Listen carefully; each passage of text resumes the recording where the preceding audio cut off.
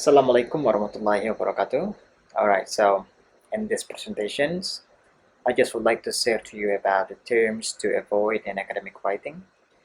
This is based on APA guideline of American Psychological Associations. This is very important for the students. So the terms that we should use should be fit with the culture and sensitivity approach. Alright. So the first one, it is related to age. So the terms to avoid, because sometimes that we can see in the published articles, elderly people, the aging dependents, seniors, and senior citizens.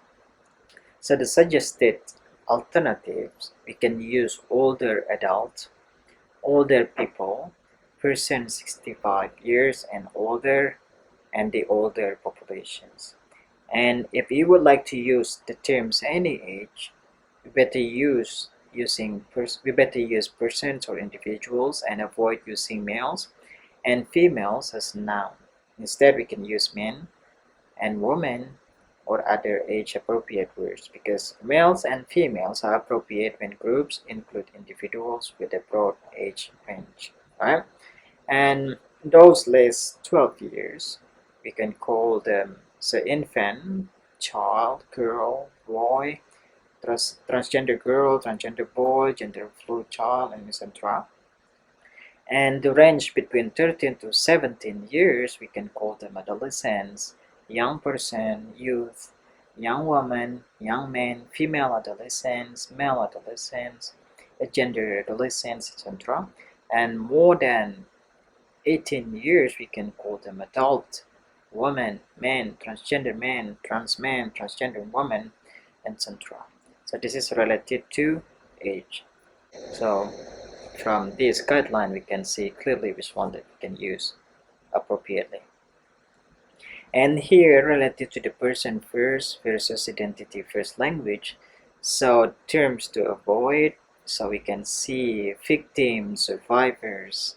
So suggested alternative, we can use the term person who has experience or person who has been impacted by. Right? And terms to avoid, wheelchair bound, we suggest to use persons who uses a wheelchair or wheelchair user. Not to use mentally ill here, but better to use persons living with a mental health conditions or person with mental health disorder or person with mental illness.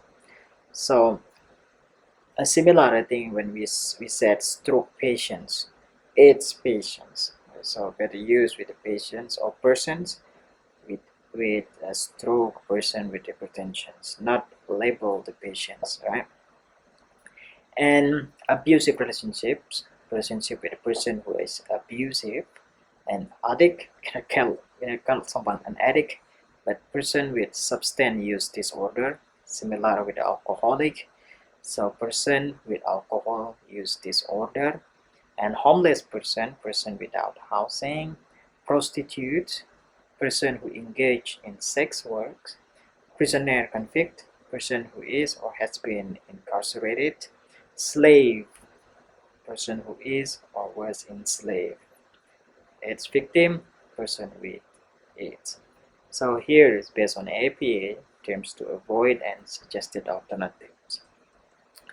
For the identity first language, is here the examples, is quite the opposite, because most deaf or deafblind individuals culturally prefer to be called deaf or deafblind rather than hearing impaired, people with hearing loss, and so forth.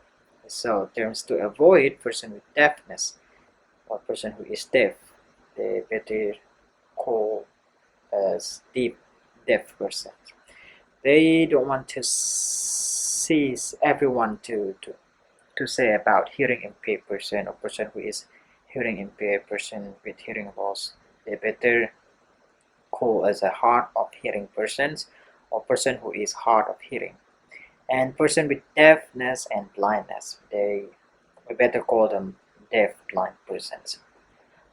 Person with blindness, so blind person or person who is blind.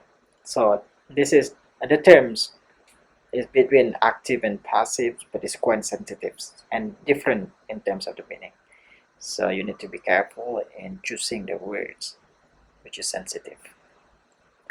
And related to gender here, so terms to avoid birth sex or natal sex.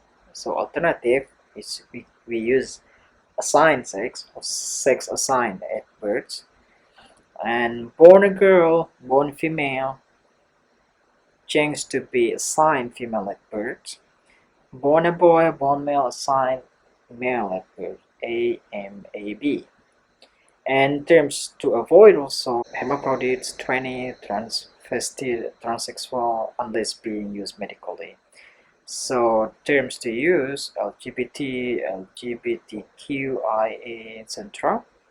It's quite a lot here because the term tranny is considered slurs, it's like stigma and discriminations. And queer, consider your audience when using the term queer. Not everyone received this word positively. Many members of the LGBT plus community have now reclaimed it, right? And we also need to differentiate between gender, sex, and gender identity. Gender refers to the attitudes, feelings, and behavior that a given culture associates with a person's biological sex. And gender is social construct and social identity. Use the term gender when referring to people's social groups. But for sex, refers to biological sex assignment and use the term sex when the biological distinction of sex assignment. Example, sex assigned at birth is predominant. And gender identity is a component of gender that describes a person's psychological sense of their gender. So the three terms are different. So please pay attention to that. And also related to socioeconomic status, terms to avoid the poor, low-class people, poor people, welfare matters.